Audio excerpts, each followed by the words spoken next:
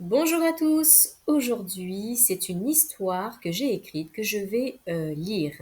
Il s'agit de deux personnages que j'ai créés, Energia et Galaxio, qui ont une douzaine d'années et qui sont dans l'étude de la conscience. Oui, je mets un petit peu le côté enfantin pour que ce soit plus agréable, tout en ayant des réflexions adultes. Et c'est une manière pour moi aussi d'aborder les choses différemment, d'apporter une approche différente et de pouvoir méditer autrement, en tout cas, en ce qui concerne le sujet d'aujourd'hui, qui est l'ego, le moi, qui est aussi la suite, la continuité du poste précédent. Voici l'histoire. C'est Energia qui parle la première.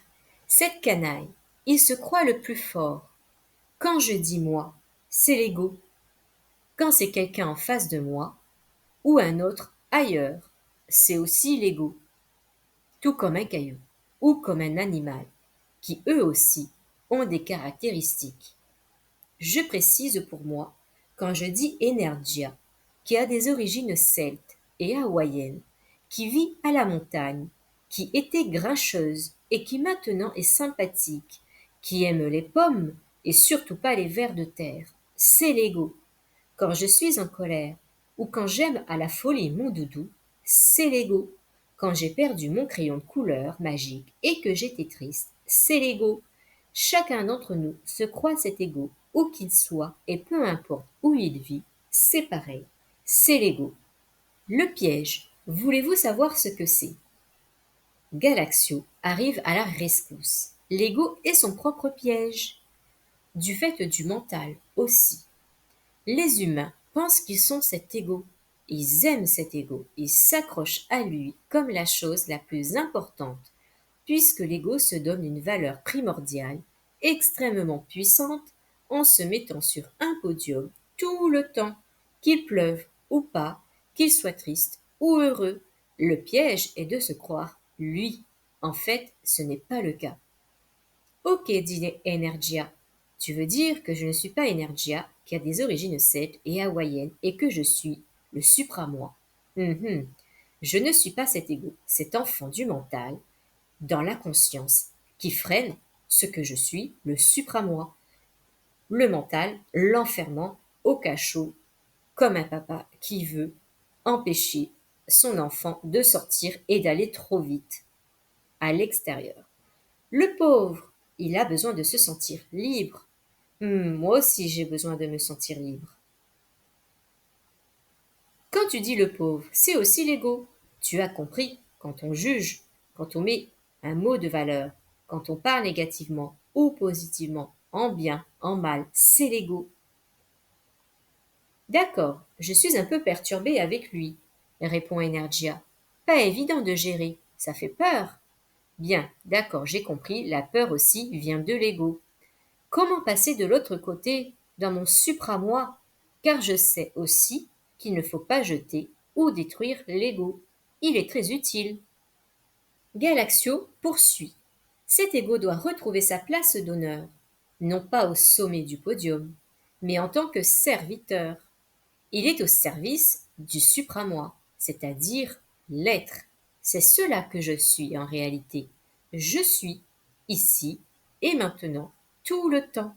Tout le monde dit je suis. C'est l'être et c'est le verbe être et il est au présent.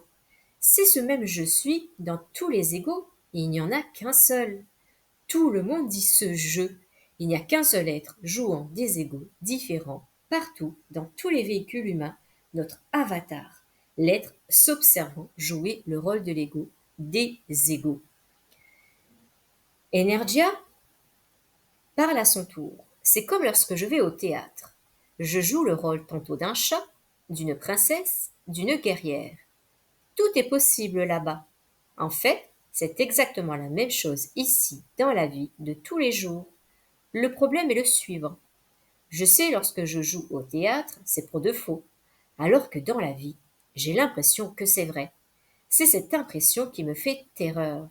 C'est aussi dans cette impression que je dois changer ma vision. Oui, visualisons. Quand je me mets en pétard, je dois prendre du recul. Le supra-moi doit s'observer jouer. Oui, il joue un rôle, l'ego. c'est-à-dire un costume. Par exemple, être un aigle qui regarde le monde d'en bas, sans être en bas. Cet aigle n'est pas en bas parce qu'il n'est pas cet ego. Il est le je suis. Je suis le je suis. Je pourrais dire que je suis cet aigle, qui s'observe s'énerver, par exemple, plutôt qu'être l'ego énervé, attaché à sa colère dans ce monde d'en bas. Il suffit déjà de bien se placer et de faire évoluer l'attitude qu'on a. Quand il voit quelque chose de terrible, cet aigle, il observe et ne prend pas parti à son jeu. Il ne réagit pas, il réapprend à agir autrement avec une nouvelle attitude. Ce n'est que l'ego qui croit qu'il est ce qu'il est. Cependant, cet ego est important, il est l'outil et l'être que je suis, ce je suis, cet aigle ne pourrait être sans cet ego, sans ce costume. Energia répond: alors j'imagine être en hauteur de mon corps et de ce que je crois être, cet ego. Je me positionne autrement pour mieux gérer les émotions et dire à l'ego qu'il peut jouer plusieurs rôles, qui n'est jamais le même parce qu'il change tout le temps, parce que tout est en évolution, tout est permanent, rien n'est figé. Lorsque maman me gronde et que je pleure, tout de suite je peux m'observer. Je me regarde être au théâtre, celui de ma vie, c'est amusant de voir ça. Enfin, presque. Mais je comprends mieux. Je garderai cette image de l'aigle. Merci, Galaxio. Ce n'est pas évident aussi pour moi, tu sais, mais on fait de son mieux à chaque fois. Le mental doit avoir moins peur pour son protégé, l'ego, son enfant, qui chouchoute un peu trop. Attention quand même à l'énergie qu'on veut mettre à travers l'ego. Même si c'est un jeu, chacun peut agir différemment face à une situation. Quelle énergie je vais mettre? Du négatif, du positif, de la neutralité? Le positif ou le négatif, ces deux contraires ne le sont qu'à travers l'ego, jamais dans le supra-moi. Comment l'aigle qui observe va réagir? Et quelle direction veut-il prendre pour son ego? C'est lui qui choisit. Mais souvent, c'est l'ego qui prend sa place. La réaction, ou ce qu'il va actionner, est une énergie. Est-ce que je veux que mon ego crache sur quelqu'un qui a volé mon téléphone? Ou le contraire, accepter que la personne d'en face ait joué son rôle, que c'est déjà du passé, et parce que de toute façon, je ne retrouverai pas mon précieux. Et agir autrement en lui disant qu'il a fait une erreur. Je peux faire aussi le choix de porter plainte à la directrice de l'école. Attention aussi à la passivité, mais tout est question de choix. Oui, c'est vrai, dit Energia. C'est important de savoir ça. Alors que le supra-moi ne fait qu'observer sans s'attacher à son ego qui va jouer un rôle, agir en conscience ou machinalement par habitude. C'est l'un ou c'est l'autre, mais on fait du mieux qu'on peut à chaque instant en agissant en conscience. Quel que soit le choix, cela détermine qui on est à chaque instant. Comment une personne peut dire qu'elle ne comprend pas ce qui lui arrive si elle met de la négativité en tout? Les intentions qu'elle met dans tout ce qui lui arrive dans ses cellules fait ce qu'elle est et ce qu'elle vit.